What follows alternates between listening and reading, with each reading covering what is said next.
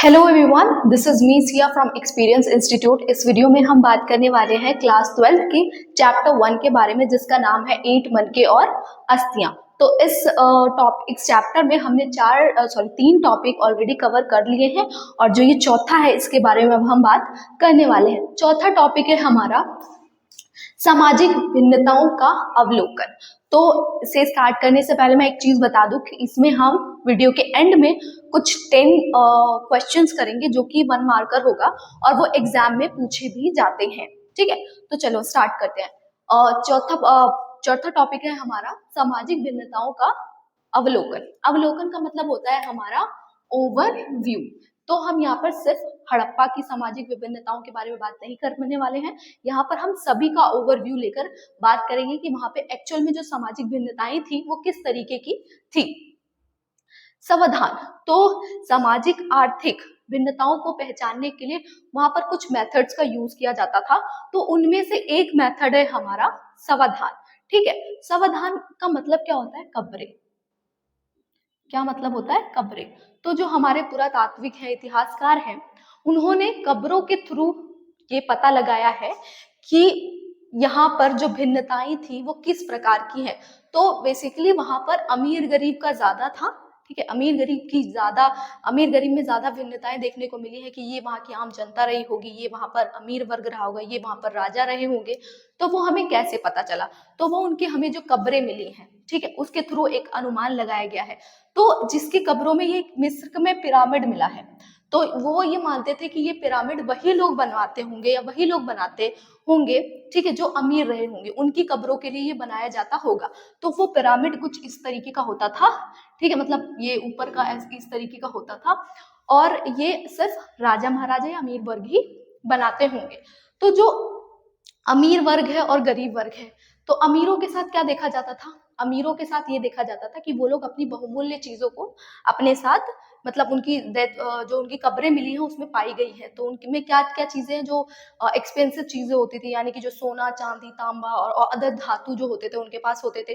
तो जिनकी कब्रों में ये सारी चीजें मिली है उनको क्या कहा गया है? उनको बोला गया है अमीर। और जिनकी जो गरीब है, जिनकी कब्रें हैं, उनमें अगर नॉर्मल चीजें मिली हैं कि ये नॉर्मल धातु जो मनके वनके मिल गए, है ना, साधारण से वस्तु मिल गए, तो उनको बोला गया है कि ये लोग कौन होते होंगे? ये लोग होते होंगे गरीब। अब है हड़प्पा वासी। तो हड़प्पा में जब खुदाई हुई थी तो उससे ये पता लगाया गया था कि ये जो दफनाने वाली परंपरा थी कि बहुमूल्य चीजों को दफनाना है, ये हड़प्पा वासी नहीं किया करते थे।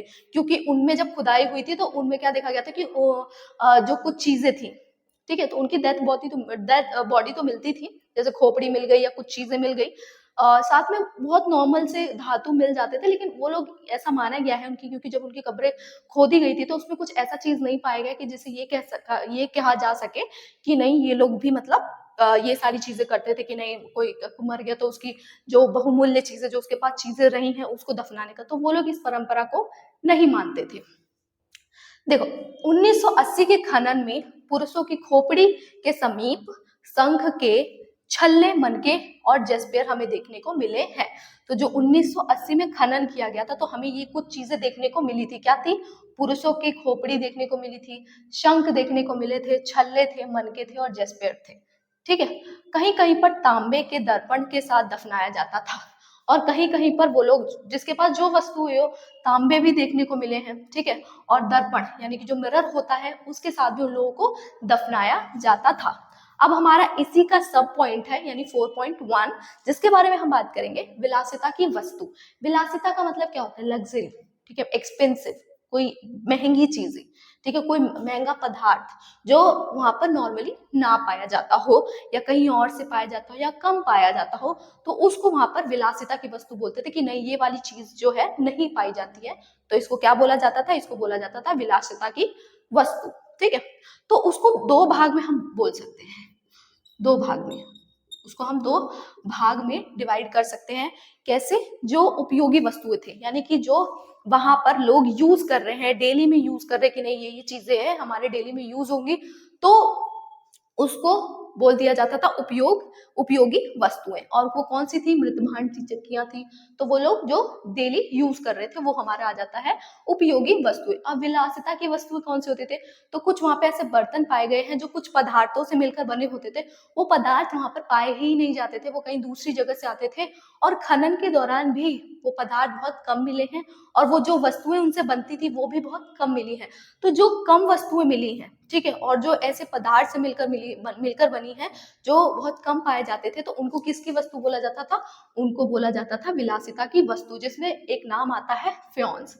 ये एक तरीके का बर्तन होता है, ठीक है, जिसको कुछ पदार्थों से मिलकर बनाया जाता है, और ये पदार्थ ही वहां पर पाना बहुत मुश्किल होता था, तो इसलिए इसको विलासिता की वस्तु कहा गया है। शिल्प उत्पादन के विषय में जानकारी। शिल्प उत्पादन, जैसे आज हम कोई भी उत्पादन करते हैं, ठीक है, तो अगर हमें कोई चीज उत्पाद करनी हो तो हमारे पास मशीन है, लेकिन उस टाइम पे मशीन वगैरह नहीं थी, तो उस टाइम पे लोग क्या करते थे? वो शिल्प उत्पादन करते थे, यानी जो हाथ से वो जितना बना बुन सकते थे या डिजाइन कर सकते थे, वो उस टाइम पे ये सारी चीजें किया था। तो शिल्प उत्पादन बहुत फेमस था वहां पर, ठीक है। हड़प्पा वासी अच्छी तरीके से शिल्प उत्पादन किया करते थे। जो हड़प्पा वासी थे वो शिल्प उत्पादन के लिए फेमस है। ये हम शुरू से ही पढ़ते हुए आ रहे हैं कि जो हड़प्पा वासी थे वो सबसे ज्यादा शिल्प उत्पादन ही किया करते थे। तो शिल्प उत्पादन के लिए कैसे कैसे पदार्थ का वो लोग प्रयोग करते थे? तो मन के बनाने के लिए वो लोग करते थे कार्लिनियर, जेस्पर, स्फटिक, क्वार्ट्ज तथा सेलखड़ी पत्थर। ये इन सब चीजों का प्रयोग किया करते थे। और धातुएं, किस तरीके की धातुओं का वो प्रयोग करते थे? तांबा, कांसा, सोना जैसी वस्तुएं मन के बनाने में होता था, ठीक है। अब इनकी शेप कैसी होती थी? अगर आप बुक खोलकर देखेंगे तो इसमें आपको शेप भी, उनके आकार देखने को मिलेंगे। वो किस तरीके के होते थे? तो गोलाकार भी होते थे, बेलनाकार भी होते थे, और ढोलाकार भी होते थे, और चक्राकार भी होते थे। तो उसकी जो शेप होती थी वो कुछ इस तरीके की होती थी। प्रमुख कार्य वहां पर मन के बनाना ही था, ठीक है। सबसे ज्यादा जो चीज प्रमुख क्यों बोला गया? क्योंकि सबसे ज्यादा वही बनता था, तो इसलिए वहां पे बोला जाता है कि जो सबसे प्रमुख कार्य था वो क्या था? मन के बनाना ही था। सिलकड़ी नामक पत्थर का प्रयोग मन के बनाने के लिए किया जाता था। तो ये एक बहुत ही इंपॉर्टेंट चीज है कि मन के बनाने के लिए किस पत्थर का प्रयोग किया जाता था? तो सिलखड़ी नामक पत्थर का प्रयोग किया जाता था। अब हम बात करते हैं अपने अगले टॉपिक के बारे में। इतिहासकार उत्पादन क्षेत्रों की पहचान कैसे करते थे? ये हमारा 5th टॉपिक है जिसके बारे में हम बात करने वाले हैं। तो जो इतिहासकार थे वो ये बता रहे हैं हमें कि ये चीजें यहाँ से प्राप्त हुई हैं, ये चीजें हमें यहाँ से देखने को मिली हैं, इसका उत्पादन यहाँ पर होता। तो वो किसके माध्यम से बोल रहे हैं? क्योंकि वो भी तो उस टाइम पे नहीं थे, ठीक है ना। हमें ऐसा कुछ सबूत मिला है लिखित रूप से कि नहीं, यहाँ पे इन्होंने लिखा है कि ये चीजें यहाँ पर उत्पादित होती थी, ये चीजें यहाँ पर उत्पादित होती, तो उन्होंने हमें पेश कर दिया कि नहीं ये चीजें यहाँ पर बनती थी। ऐसा कुछ तो होता नहीं था वहां पे। तो एक्चुअल में जो हमारे इतिहासकार थे उन्होंने कैसे अनुमान लगाया कि ये चीजें हमें यहाँ से प्राप्त हुई हैं, ठीक है। तो ये कैसे उन्होंने अनुमान लगाया? कुछ चीजों को ढूंढते थे, ठीक है। इतिहासकार जो थे वो कुछ चीजों को ढूंढते थे। वो कुछ चीजें क्या थी? जैसे पिंड, पूरे शंख तथा तांबा, कच्चा माल, औजार, अपूर्ण वस्तुएं। अपूर्ण वस्तुएं क्यों? क्योंकि ऑब्वियस सी बात है, इतने साल में अगर कोई चीज मिल रही है तो वो सही सलामत तो मिलेगी नहीं, तो वो अपूर्ण होती थी, मतलब पूरी नहीं होती थी, टूटी फूटी सी होती थी, ठीक है। या त्याग दिया माल, जो वहां पर हमें माल मिले हैं, जैसे आपको पता है कहीं से हमें अनाज के दाने मिलते हैं, कहीं से हमें किसी जानवर की हड्डियां मिलती हैं, ठीक है। तो ये सारी चीजें मिलती है, तो वो उन जो चीजें उनको प्राप्त हुई हैं वो उन्हीं के बारे में उसकी स्टडी करते हैं, और जिससे उन्हें पता लगता है कि ये चीजें, और वो एकदम ही श्योर होकर नहीं बोलते, फिर बोलते हैं, अनुमान लगाते हैं कि ये चीजें यहाँ से हमें प्राप्त हुई होगी, ठीक है। और कूड़ा करकट, जो वहां पे कूड़ा था, तो वो कौन सा जो कूड़ा था वो उनका वेस्ट मटेरियल रहा होगा, ठीक है। तो उनका वेस्ट मटेरियल क्या होता था, किससे निकलता था, क्या चीजें वो करते थे जो उनका वेस्ट मटेरियल निकलता था। तो ये सारी चीजें हैं जिसके थ्रू वो पता लगाते थे कि ये वस्तु हमें कहाँ से प्राप्त हुई होगी, इसका प्रयोग कौन करते थे, ठीक है। अगला पॉइंट है हमारा 6th टॉपिक, जो कि माल प्राप्त करने की नीतियां। तो वो उन लोगों ने एक बोलते ना कि एक एक नीतियां बनाई हुई थी कि अब हमें माल प्राप्त करना है, क्योंकि अब एक चीज को उत्पादित करना है तो ऐसा तो नहीं कि वो हर चीज उनके अराउंड सराउंडिंग मिल जाएगी, ठीक है, या उनके ही जगह पर मिल जाएंगी। अगर वो किसी एक पर्टिकुलर चीज का निर्माण कर रहे हैं तो ऐसा नहीं है कि उनको जो चीजें चाहिए वो सारी उनके पास है। तो वो माल कहाँ से, उनकी जो नीतियां थी, ठीक है, जो उनकी स्ट्रैटेजीज थी वो क्या थी, उसके बारे में हम देखते हैं। बस्तियां स्थापित की, तो उन्होंने बस्तियां स्थापित की। क्यों बस्तियां स्थापित की? क्योंकि कच्चा माल था, ठीक है।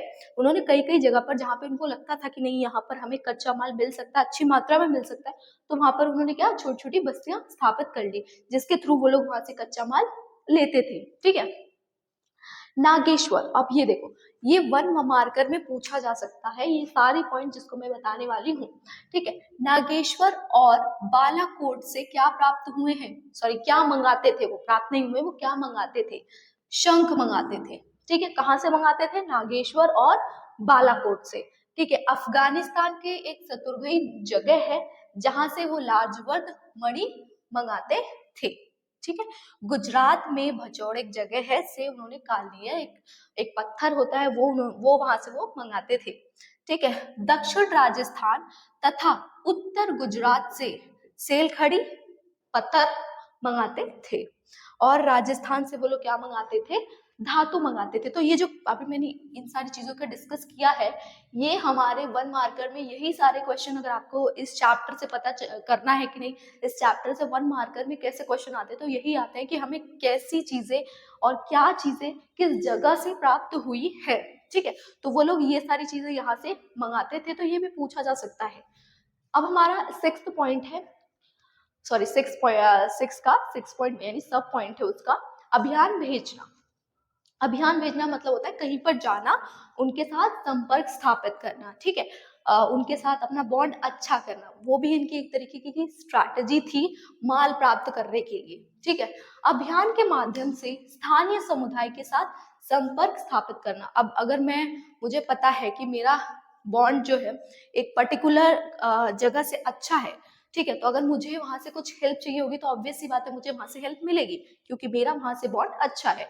तो इसी तरीके से अभियान के माध्यम से वो लोग संपर्क स्थापित करते थे, जिससे उन्हें की कुछ कुछ चीजें जो जरूरत होती थी वो मिलती थी, ठीक है। तो कच्चे माल की प्राप्ति के लिए उन्होंने इसीलिए, ठीक है, इसीलिए संपर्क स्थापित किया, इसीलिए उन्होंने अपना बॉन्ड उनके साथ अच्छा किया, क्योंकि उनको कच्चे माल की जरूरत थी, तो कच्चे माल वहां से उनको मिल जाता था। राजस्थान के खेतड़ी आंचल से तांबा मंगाते थे और दक्षिण भारत से सोना, ठीक है। क्या मंगाते थे? राजस्थान के खेतड़ी अंचल से वो क्या मंगाते थे? तांबा मंगाते थे, और दक्षिण भारत से वो क्या मंगाते थे? सोना मंगाते थे, और फिर उसका वो प्रयोग करते थे, ठीक है। खेतड़ी क्षेत्र में मिले साक्ष्यों को पुरातात्विदों ने गणेश्वर जोधापुर संस्कृत का नाम दिया है, ठीक है। पुरातात्विदों ने क्या नाम दिया उनको?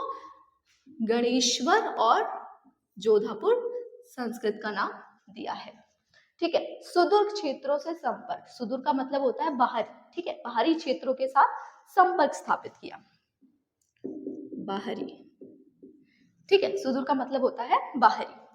तांबा ओमान से मंगाते थे, ओमानी तांबा तथा हड़प्पाई तांबा में निकल के अंश मिले हैं। तो जब उन्होंने संपर्क स्थापित किया है तो वो कुछ कुछ वस्तुओं उनसे मंगाते थे, तो जो चीजें हमें देखने को मिली है कि जो हमारे हड़प्पाई तांबे थे, ठीक है, और जो ओमानी तांबे थे उसमें किसके अंश मिले हैं, ठीक है, क्योंकि तांबा भी तो निर्मित किया जाता था, तो उसमें कहीं एक ही चीज का मिला है, जो है हमारा निकल, ठीक है। और एक हड़प्पा गर्तवान ओमान में भी पाया गया है। कहाँ पर पाया गया है? ओमान में।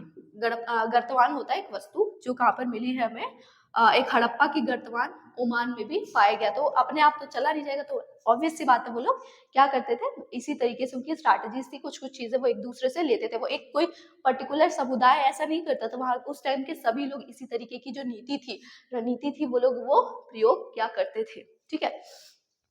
मेसोपोटामिया के ग्रंथ में हड़प्पा के कई क्षेत्रों का वर्णन किया गया है, ठीक है। तो ये इतना साधारण सी बात है, ग्रंथ लिखना बहुत बड़ी बात होती है, और ग्रंथों में किसी एक एक पर्टिकुलर चीज का वर्णन भी बहुत बड़ी बात होती है, क्योंकि उससे हमें बहुत सारी चीजें प्राप्त होती हैं। और वो लोग भी सब चीजों को उसमें नहीं लिखा करते थे, वो बहुत इंपॉर्टेंट चीजों को ही लिखा करते थे।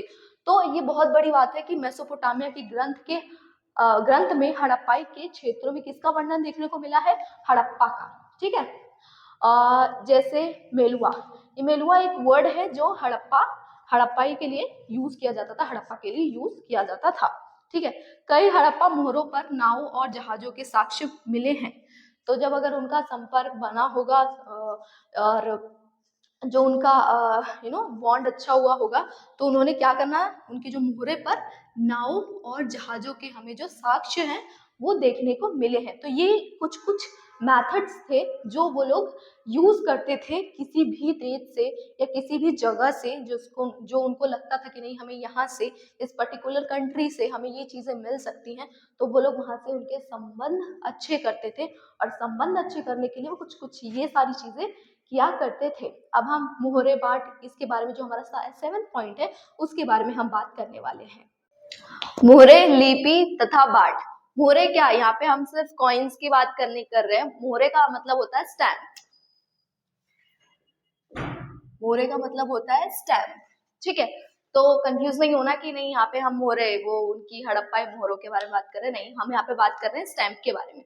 तो स्टैम्प वो लोग किस तरीके से करते थे, वो कोई भी अगर सामान भेजते थे, ठीक है, तो अगर वो सामान भेजते थे तो उसको सुविधाजनक या उसकी सेफ्टी को किस तरीके से देखते थे वो लोग, तो वो क्या करते थे कि गीली मिट्टी होती थी वो उसके ना ऊपर ऐसे करके लगा देते थे, और उसके बाद वो क्या करते थे कि कुछ अपना मोहर वोहर लगा दिया, तो उसको जहां पर वो पहुंचना होता था, ठीक है, अगर वो देखते थे कि उसकी जो शेप है, क्योंकि अगर जैसे कि कोई गीली मिट्टी है, सपोज दैट कि कोई गीली मिट्टी है, ठीक है, उस गीली मिट्टी में अगर मैं कोई भी ऐसे हाथ लगा दूं या कुछ भी लगा दूं तो मुझे उसका शेप बन जाता है। ठीक है, तो वहां पहुंचने तक अगर वो शेप बिगड़ा नहीं होता था, फिर वो लोग मानते थे कि नहीं उनका जो सामान है वो सेफ है। अगर बिगड़ जाता था तो फिर यही होता था कि नहीं उनकी चीजों के साथ किसी ने छेड़छाड़ किया, तो वो इस तरीके से अपनी वो सिक्योरिटी का ध्यान रखते थे। तो लंबी दूरी को सुविधा बनाने के लिए होता था, ठीक है, मुहरों का प्रयोग इसीलिए होता था कि अगर हमें कोई प्रोडक्ट को दूर भेजना है, ठीक है, सुविधाजनक बनाना या फिर उसकी सेफ्टी को देखनी है, तो वो इस तरीके की चीजें करते थे। अभी जो हमने बताया कि वो स्टैंप का प्रयोग करते थे। एक रहस्यमय लिपि, जो कि इसका नेक्स्ट 7.2 सब पॉइंट है, उसके बारे में हम जानेंगे। ठीक है, रहस्यमय लिपि क्या होती है कि जिसके बारे में कुछ अच्छा खासा, मतलब कुछ अच्छी चीजें निकल कर नहीं आई, कुछ हम ज्यादा पता नहीं कर पाए हैं। ठीक है, तो इनकी लिपि चित्रमय थी, जैसे कि आपको पता है जो हड़प्पा में हमें लिपि मिली है उस पे जो हमें ज्यादातर देखने को मिला क्या है, उस पे हमें देखने को मिला है कि उस पे चित्र बने हुए, बैलों के चित्र मिल गए या शेर के नहीं, बैलों के मिल गए, या फिर किसी गाय वगैरह या किसी और जानवर के चित्र मिल गए। तो उससे ये पता चलता है कि जो उनकी लिपि थी वो क्या थी, वो चित्रमय थी। चिन्हों की संख्या, अब वो जो चिन्ह का प्रयोग करते थे उसकी संख्या थी 375 से 400 के बीच में थी। ठीक है, वो जो चिन्ह का जो प्रयोग करते थे उसकी संख्या कितनी थी, 375 और 400 के बीच में थी। अब उनकी जो एक विशेषता, आप इसको एक एज अ विशेषता या उसकी कैरेक्टरिस्टिक्स के रूप में ले सकते हैं कि जो हड़प्पा में मोहरें थी वो किस तरीके की थी। अभी तो जो वो लिखते थे, ठीक है, वो किस तरीके से लिखते थे, जैसे हम लिखते हैं, हम नॉर्मली जब हम लिखते हैं तो हम किस तरीके से लिखते हैं, हम ऐसे लेफ्ट से स्टार्ट कर राइट में चले जाते थे। तो इसको इस तरीके से याद रखना है कि ये हमसे जस्ट अपोजिट करते थे, वो लोग इस तरीके से लिखना स्टार्ट करते थे। ठीक है, तो वो कैसे लिखते थे, दाईं से बाईं ओर, ठीक है, ऐसे इस तरीके से। ठीक, और किन वस्तुओं पर लिखावट मिली है, इसका हमने पहले भी बात की है इस टॉपिक पे कि किस वस्तुओं पे हमें देखा है कि वो लोग लिखा करते थे। तो मोहरों पर वो लिखा करते थे, ठीक है, तांबे के औजार पे, मर्तबान पे, ठीक है, तांबे, मिट्टी के लघु पट्टिकाएं जो हमें मिली है, पट्टिकाएं जिसपे वो गीली मिट्टी करके वो लिखा करते थे, ठीक है, उस पे मिला है। और आभूषणों पे भी वो कुछ ना कुछ उस पे छोटा मोटा लिखा रहता था। ठीक है, बाट, बाट क्या होता है, बाट वो होता है जैसे कि वो लोग नाप तोल करते थे। ठीक है, अब नाप तोल जैसे कि हम लोग करते हैं कि एक तराजू होता है, जैसे उसी तरीके से उनके पास भी एक चीज थी जिसपे वो नापते तोलते थे कि नहीं इतना भार है, इसका इतना भार है, तो उसी को हम बाट बोलते हैं। वो कैसे बना था? वो चर्ट नामक पत्थर से बना था। इस पे हम पूरे तराजू की बात नहीं कर रहे, इसमें अभी सिर्फ हम उसके पत्थरों की बात कर रहे हैं, ठीक है। तो चर्ट नामक पत्थर से बना था और घनाकार होता था, ठीक है। ये उसकी कैरेक्टरिस्टिक्स बता रहे हैं हम कि वो कैसा होता था, घनाकार होता था। निचला मानदंड द्वि आधारित था, ठीक है। निचला मतलब क्या, किसके बारे में बात हो रही है? यहाँ पर बात हो रही है उसी जो चर्ट नामक पत्थर है उसके बारे में, बाटों के बारे में। किस तरीके से? जैसे कि इसने बात की है निचला मानदंड द्वि आधारित था। द्वि आधारित का मतलब क्या होता है? 2, 4, 6, 8 इस तरीके से, मतलब द्वि आधारित था। और ऊपरी मानदंड दशमलव प्रणाली का था। दशमलव प्रणाली का मतलब 10, 100, 1000 इस तरीके से वो लोग, मतलब ये इस तरीके से वो दशमलव प्रणाली का था, ठीक है। छोटे बाटों का प्रयोग, अब छोटे बाटों का प्रयोग क्यों करा जाता था? आभूषणों और मनकों को तोलने के लिए किया जाता था। तो इसमें हमने 7 पॉइंट तक कंप्लीट किया है। अब हम चर्चा करते हैं कुछ इंपॉर्टेंट क्वेश्चन के, जो कि 1 मार्कर के हैं। नेक्स्ट वीडियो में हम बात करेंगे 8 पॉइंट के बारे में, ठीक है, जो हमारा 8वां पॉइंट है। तो अभी हम क्वेश्चंस के ऊपर डिस्कशन करते हैं जो क्वेश्चंस पूछे गए हैं या पूछे जाते हैं। ये है आपके 10 क्वेश्चन जिसके बारे में हम डिस्कस करने वाले हैं। तो इससे आपके पीछे की चीजें जो हमने पढ़ी वो भी रिवाइज हो जाएंगी। पहला क्वेश्चन है हमारा, हड़प्पा की खोज कब और किन के द्वारा हुई, किन विद्वानों के द्वारा हुई? तो इसमें 1921 में कब हुई थी? 1921 में हड़प्पा की खोज हुई थी दयाराम साहनी द्वारा। और इनका नाम भी याद रखा जाता है क्योंकि इन्होंने खोज की थी मोहनजोदड़ो की, पर इनका नाम भी हम यहाँ पे लिख सकते हैं, रखालदास बनर्जी, क्योंकि ये तीनों पुरातात्विक उस समय चीजों के बारे में खोज कर रहे थे, ठीक है। रखालदास बनर्जी और सर जॉन मार्शल, जो कि इन दोनों के हेड थे, ठीक। और हड़प्पा पूरे की बस्तियों की कोई विशेषता है जो हड़प्पा है, ठीक है। हमने 2 हड़प्पा काल के बारे में पढ़ा, हड़प्पा की पूर्व आरंभिक काल और जो है आरंभिक। तो जो पूर्व की बस्तियां थी उनकी विशेषताओं के बारे में हम जानेंगे। इनकी जो है संरचना जो थी वो कैसी थी? कच्ची मिट्टी की संरचना थी। और आप एक और विशेषता लिख सकते हैं कि ये लोग सिर्फ कृषि वगैरह जैसे काम, शिल्प उत्पादन वाले काम करते थे, इनका व्यापार से कोई संबंध नहीं था, ठीक। और सर जॉन मार्शल कौन थे? ये भारतीय पुरातात्विक सर्वेक्षण के डायरेक्टर थे। हड़प्पा लिपि की एक विशेषता, तो हड़प्पा लिपि की क्या विशेषता हो सकती है कि इसको दाईं से बाईं ओर लिखा जाता था, ठीक है। हड़प्पा वासी द्वारा सिंचाई के लिए प्रयोग में किए जाने वाला प्रमुख साधन क्या था? कि वो कुओं से प्राप्त, जो कुएं मिले हैं उसमें जो पानी होता था उसका प्रयोग किस लिए करते थे? वो लोग सिंचाई के लिए करते थे। तो आप यहाँ पे कुआं ऑप्शन डाल सकते हैं कि कुएं के पानी से वो लोग क्या करते थे? सिंचाई किया करते थे। फ्योन्स, ये क्वेश्चन पूछा गया है कि फ्योन्स क्या है, ठीक है। फ्योन्स क्या है, ठीक है। तो एक ये कुछ चीजों से मिलकर बना हुआ एक बर्तन है, ठीक है। तो वो कौन सी चीजें हैं? घिसी हुई रेत एवं रंग, ठीक है, घिसी हुई रेत, रंग और चिपचिपे पदार्थ को पकाकर बनाया गया क्या है? एक बर्तन है, ठीक है। हड़प्पा सभ्यता के किन देशों के साथ व्यापारिक संबंध थे? बहुत सारे देशों के साथ संबंध थे, तो हम इनमें से कुछ को देखते हैं। ईरान के साथ थे, इराक के साथ थे, मिस्र के साथ थे, ओमान के साथ थे, सुमेरु के साथ थे, और जैसे अन्य देशों के साथ इनके व्यापारिक संबंध थे। और हड़प्पा वासी, ये तो या तो 1 मार्क में आ सकता है या फिर इसमें लेंदी क्वेश्चंस भी आ सकते हैं। वो किन, उनकी जो धार्मिक मान्यता थी वो किस देवी देवता की पूजा किया करते थे? तो हड़प्पा वासी किन देवी देवता की पूजा किया करते थे? तो उनकी देवी थी मातृ देवी, क्योंकि हमें वहां से मूर्तियां मिली हैं तो वहां से उन्होंने उसकी उपाधि दी है, जो कि सामान्य चीजों से बहुत अलग है, तो उन्होंने उसको मातृ देवी की उपाधि दी है। और अर्धशिव मिले हैं जिनके आसपास कुछ जानवर या ऐसे कुछ चीजें मिली हैं जिससे उनको एक समान मनुष्य की उपाधि ना देकर उनको किसको? अर्धशिव की उपाधि दी है, ठीक है। हड़प्पा सभ्यता के किन्हीं 2 प्रमुख क्षेत्रों के नाम लिखिए। तो हड़प्पा सभ्यता के किन्हीं 2 प्रमुख क्षेत्रों के नाम लिखिए।